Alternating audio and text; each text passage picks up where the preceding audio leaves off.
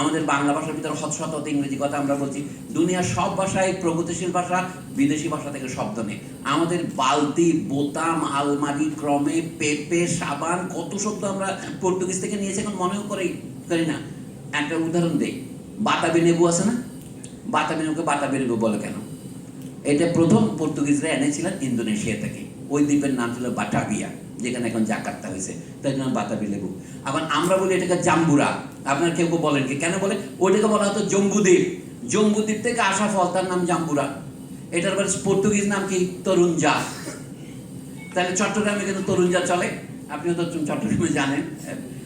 অথবা জাম্বুরা বলেন। একটা ফলের তিনটাই নাম আছে বাংলায়, আরো থাকতে পারে। আনানাসক্রা বাংলায় আনারস হয়েছে, এই হচ্ছে অনুবাদের কায়দা, তাই না? পর্তুগিজরা যেটা, যেমন আমরা ওলন্দাজ বলি কেন? হল্যান্ডকে ফরাসি ভাষা উচ্চারণ করে ওলন্দ, এবং ওলন্দাজ লোকদেরকে ফরাসি ভাষা ওলন্দাজ বলে, আমরা বাংলা ওলন্দাজ বানিয়েছি। এরকম শত শত আমরা শব্দ বিদেশ থেকে নিয়েছি, এখন ভুলে গেছি। কারণ ইংরেজি দুটো শব্দ বাংলায় ঢুকেছে, এই জন্য আতঙ্কিত হওয়ার কিছু নাই।